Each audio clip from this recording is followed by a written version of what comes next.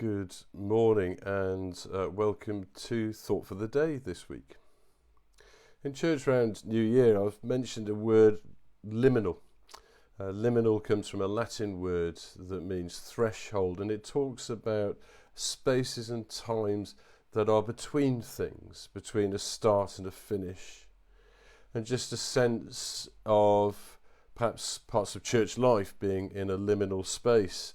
But all sorts of things that are in this sort of threshold, is moving from one place to another thing. A space where everything is not clear, where direction may be less certain, things like that. And then a couple of weeks ago, I shared with you the words of a short song. Turn your eyes upon Jesus, look full in his wonderful face, and the things of earth will grow strangely dim in the light of his glory and grace. Well, I have to admit, for some time now, I've known that probably things of the world have been slightly dimmer than they are had been previously when I was younger. And I've been fighting in my vanity the need to probably go see an optician and things like that. So I find myself today in a liminal space, a space between a start and an end, and waiting on something.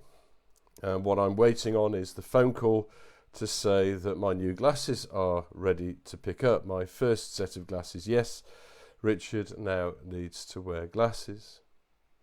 But what I was struck by, sitting in the optician's chair, trying to read words and letters and things on the screen, is just how bad in some ways some of my eyesight had become, and yet I was still soldiering on with it.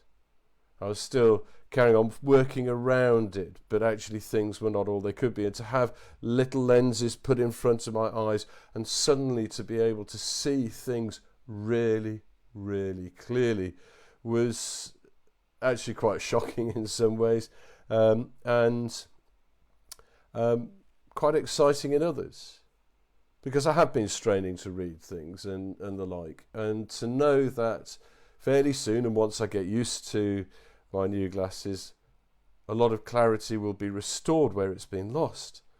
Wow, I'm looking forward to that. So I'm in this liminal space between an eye test and receiving the prescription glasses that came out of it, and I'm looking forward to being able to see properly again.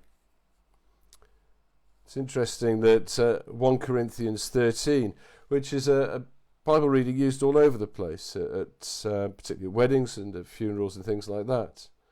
Verse 12 just says, "For now we see through a glass darkly." This is in the King James Version. "For now we see through a glass darkly, but then face to face. Now I know in part, then I shall know, even as I also am known."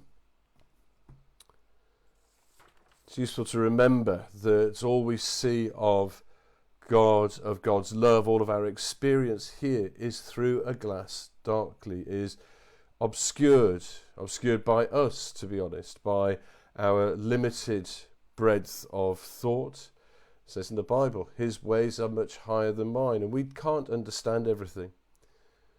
By our limited capability to love in the face of the most unimaginable love for us, that what we conceive of God will inevitably always fall short in terms of holiness, reverence, awe, majesty, and relationship.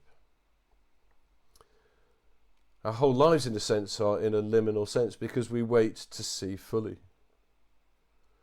But as we do, we can take all of the opportunities just to learn a little bit more from the tools we've been given, through prayer, through the Bible, through relationship with one another, through worship, and all of those wonderful occasions when we enter the presence of God, even in a limited way as far as we can understand it.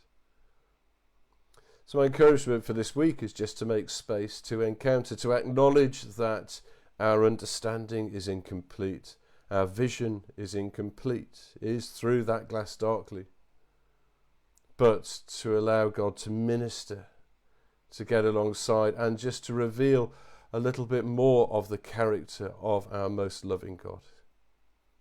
And as we get to know that just a bit better, to share it, to pass it on, Have a great week. And next week it might be a different looking Richard. I hope so, because I so long to be able to see clearly now. I think there's a song about that somewhere. Bless you all, and bye for now.